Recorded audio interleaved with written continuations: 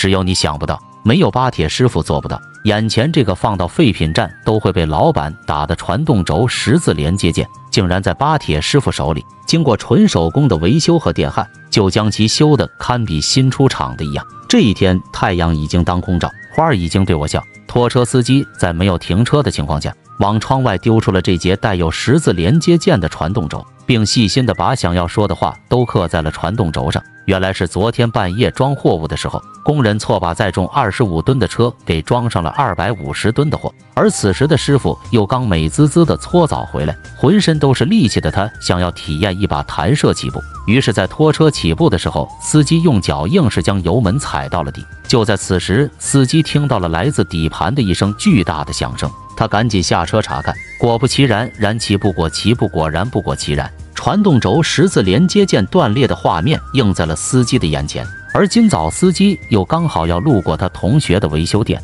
这才有了刚才司机丢传动轴的事儿。于是师傅二话不说，就拿起专修精致零件的专用工具，用胖而美小而精的细嫩小手，一一的将需要拆下来修的零件给拆下。拆下的时候还挺费时间和精力，但这小小的情况并没有把师傅给难倒，反而是他越拆越有力，越拆越有精气神。经过把该拆的拆了，不该拆的也拆了后，十字连接件在师傅榔头的敲击中，依依不舍地从传动轴上掉了下来。随后，师傅用红色辟邪的干净布将十字连接件擦得干干净净的。接着，师傅就开始调动脑细胞，让他们赶紧想出一套维修方案来。果然，记忆了30年的细胞就是好用。不一会儿功夫，一套完整的维修方案就出现在师傅脑海里。今天的维修方案采用的是平替法维修，即把一个不知道从哪里来的零件经过加工替换到十字连接件坏的部位。这个说起来简单，实际修起来挺难的维修，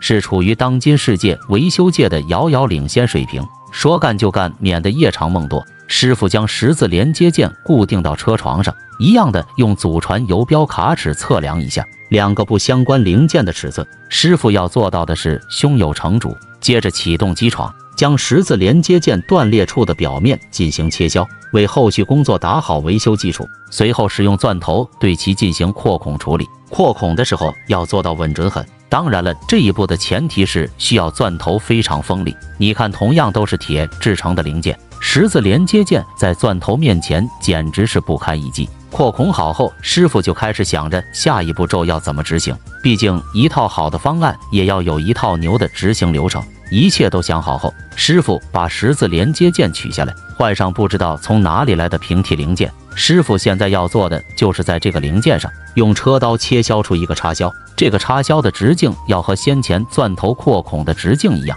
经过360-500秒的切削，并用游标卡尺测量一下，师傅拿来红色的铁锯，在看似有锯实际没怎么锯的情况下，将没有用的一端给锯下来。随后师傅再次进行认真的比对，发现先前测量有误差，还需要继续进行切削。切削好后，还要用锉刀对其进行打磨。当一切都符合标准后，师傅会将两个原本不相关的零件拿到这台液压机平台上，通过借力的巧妙方式将两者连为一体。紧接着再次将十字连接件固定到车床上，启动车床旋转一下，看其有没有处于同一轴线。随后师傅就会对这个缝隙进行满焊焊接，满焊的速度很快，不一会儿就好了。接着启动车床，用车刀将焊渣给切削掉。你看这个切削的速度非常快，非常稳，这是师傅几十年经验的积累才会这么快的。接着测量一下其他轴承的长度，毕竟太长了，想要好好用也用不好。随后师傅在新轴上标记个切削底线，